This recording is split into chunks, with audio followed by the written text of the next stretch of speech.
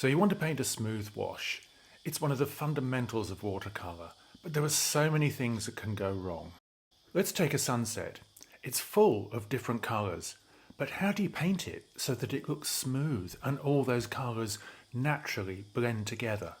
In this video, I'm going to show you how all these problems arise, all the things that you shouldn't be doing, the things to avoid. And if you want to learn more, my Patreon channel is dedicated to watercolour. But now let's get into this wash. So you've taped down a nice clean piece of paper and you go to your water pot, but the water's dirty. Don't use dirty water, it will grey the colours and make them dull. And then you pick up your brush and the same thing, you've got paint on your brush. It's so easy to do, I've done it many times myself, but you won't get fresh colours if you use dirty brushes and dirty water. But let's start with the first colour, which is blue. So don't try to paint this with a small brush. A small brush will hold very little water and very little pigment.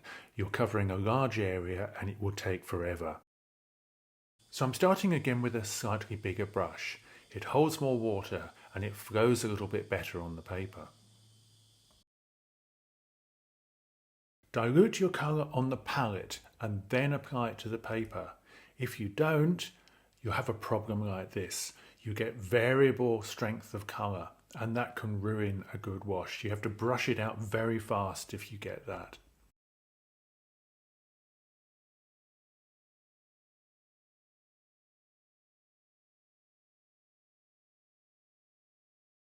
Brushing unevenly is another thing.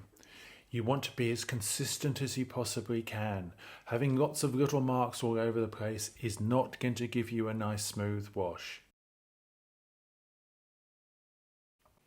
So already this painting is looking patchy, and now I'm coming in with a new colour, Permanent Rose, so I can combine the two and get a beautiful transition from blue into purple and down into pink. But of course it's not working. There are too many marks on the paper and there's not enough water to let the colour flow freely. Water is so important here. It does a lot of the work for you and you need to let the water carry that pigment and let it float across the surface of the paper. I try to fix it with some stronger rose, but one side becomes instantly stronger than the other and there's still not enough water there. So I jump ahead to the next colour, yellow, and I combine that with my pink.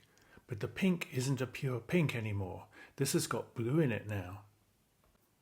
As I brush it through, I'm getting a range of colours, but they're not the colours that I want.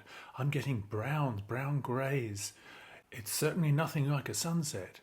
And why is this happening? It's because I've chosen the wrong colours from the very beginning. I need warm colours in this, not cold colours. I've chosen a phthalo blue, I've chosen a lemon yellow. Both of them are wrong for sunsets.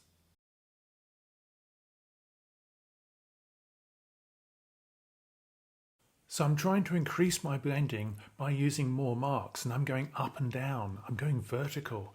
Now of course that's not right either. I need to smoothly go horizontal all the way down to the bottom. Vertical marks are going to ruin the blending.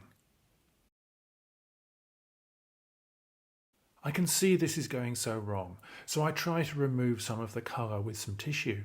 But taking the tissue to the paper means you're drying it, and if you rub hard, you're going to ingrain some of that colour into the fibres of the paper itself, and you won't be able to move those marks.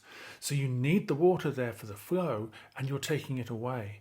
You're pushing the colour into the paper, and you're not allowing it to move. You can lift colour off with a brush. You can use a spray bottle to wash some of that colour away, but if you rub it as hard as I am, you'll just make a disaster of this. So ignoring the ingrained colour, I'm using my brush to push that paint around and try to get it blended, try to get it a bit smoother. But for clean colour, you need a minimal amount of mixing. The middle of my picture is much wetter now, although it's grey, and I try to take some of it up into the blue and blend the two together, but it doesn't work because that blue is starting to dry. So I come down and try to add brighter colour going down towards the bottom. So I increase my red, increase my yellow, and try and take that down. It's streaky, but it might work. But looking at it objectively, obviously it has not. I've got white marks all down the sides of my picture. I've got streaks all the way through it. There are little white bits which are untouched in the middle of my wash. I've got greys. This is basically a disaster, and the only thing to do with this is, unfortunately, to put it in the bin. In part 2, I'm going to show you what you should be doing instead, how to think about this in advance, how to prepare for your painting, so you get a beautiful, fresh and lively result.